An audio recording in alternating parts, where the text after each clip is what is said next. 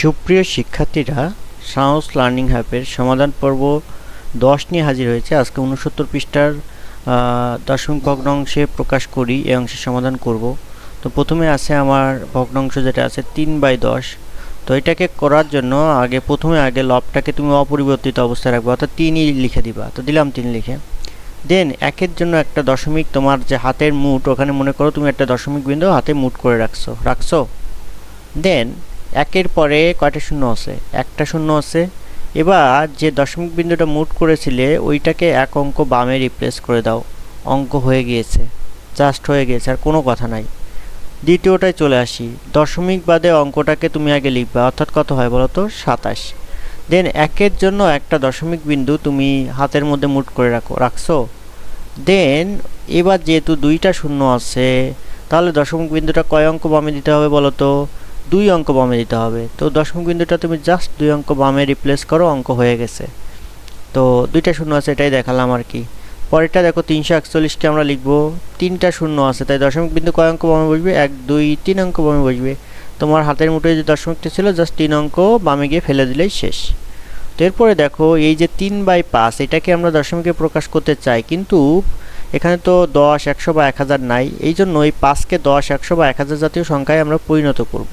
তো 5কে যদি 2 দিয়ে গুণ করি তাহলে কত হয়? 10 হয়ে যাবে। তো আমরা জানি ভগ্নাংশের উপর নিচে একই সংখ্যা দিয়ে গুণ না করলে চেঞ্জ হয়ে যাবে মান। এই জন্য উপরকে মানে 3কেও 2 দিয়ে গুণ করলাম, 3 দুগুণে 6 হয়। দেন একটা শূন্য, তাই এক অঙ্ক বামে দশমিক বসলো। এখানে কি লিখছে? আমরা সমতুল ভগ্নাংশের ধারণা ব্যবহার করে হরকে 10 100 1000 ইত্যাদি ভগ্নাংশে রূপান্তর করি এবং সহজে দশমিক ভগ্নাংশে প্রকাশ করতে পারি। অবশ্যই 10 বা 100 বা 1000 হলে সহজ হয়। পরের ক্ষেত্রেও 25কে 4 দিয়ে গুণ করলে দেখো 100 হয়ে যাচ্ছে। তো লবকেও তাহলে একই সংখ্যা দিয়ে গুণ করতে হবে। তো 4 7 28 হচ্ছে। তো দুইটা শূন্য আছে, তাই দশমিক দেখো 2 অঙ্ক বামে বসলো। দেন আবার 500ও তো শূন্য থাকলেও কিন্তু এক জাতীয় সংখ্যা নাই, তাই 500কে 2 দিয়ে গুণ করে আমরা 1000-এ পরিণত করলাম, তাহলে 1 চলে আসলো এবং একের পর শূন্য আছে। 3টা শূন্য আছে, তাই দশমিক 3 অঙ্ক বামে বসালে আমার এই অঙ্কের উত্তর হয়ে গেল। যদি কারো তারপরেও সমস্যা থাকে অবশ্যই আমার কমেন্ট সেকশানে জানিও, আমি আবারও এই ধরনের ভিডিও করার চেষ্টা করব। তো এরপরে দেখো নিচের ভগ্নাংশগুলোকে দশমিকে প্রকাশ করি। এবার কিন্তু কোনো কিছুই করে দেওয়া নাই। তো 7/20, তো 20কে যদি আমরা একের পরে শূন্য মানে 10 100 বা 1000 পরিণত করতে চাই, তাহলে 20কে কত দিয়ে গুণ করতে হয়? 5 দিয়ে, মানে 5 দিয়ে 20 দিয়ে গুণ করলে হয় 100। এছাড়া অন্য কোনো কিছু দিয়ে গুণ করলে কিন্তু 10 100 বা 1000 জাতীয় সংখ্যা হয় না। যেহেতু 20কে 5 দিয়ে গুণ করছি, তো 7কেও 5 দিয়ে গুণ করতে হবে। 20কে 5 দিয়ে গুণ করলে দেখো কি সুন্দর, 5 20 100 হয়ে যায়। একের পরে যা শূন্য আছে, আর 7 দিয়ে 5কে গুণ করলে 5 7 35 হয়। যেহেতু 100-র বামে মানে একের বামে 2টা শূন্য আছে, তাই দশমিক কয় অঙ্ক বামে বসবে? 2 অঙ্ক বামে বসবে। তো আমি এই যে 35টা আগে লিখতে পারি, বা আগেও, বা যারা একটু ভালো পারো আগেই দশমিক লিখতে পারো। 35কে লিখে দেখো 2 অঙ্ক বামে দশমিক দিলেই হয়ে যাবে।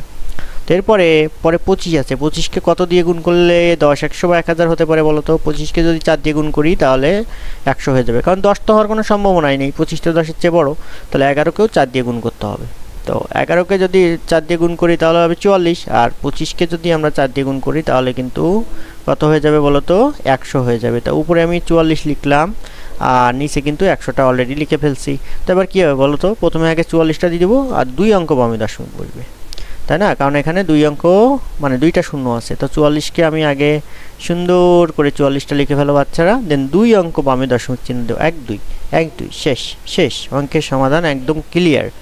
তো পরেরটার ক্ষেত্রে দেখো তো একই রকমভাবে আমরা 50কে কত দিয়ে গুণ করলে 10 100 বা 1000 পাই? 10 হওয়ার সম্ভাবনা নেই, কারণ 50 10-এর চেয়ে বড়।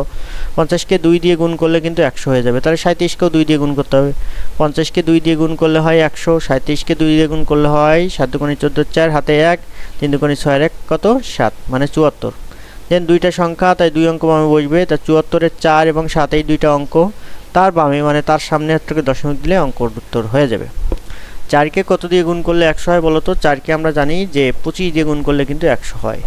তো 4 গুণ তাহলে আমাদের 25 দিতে হবে। যেহেতু 4কে 25 দিয়ে গুণ করছি, তাই আমরা 1কেও 25 দিয়ে গুণ করব। তো 4 25 কত হয় বলো তো? 100 হয়।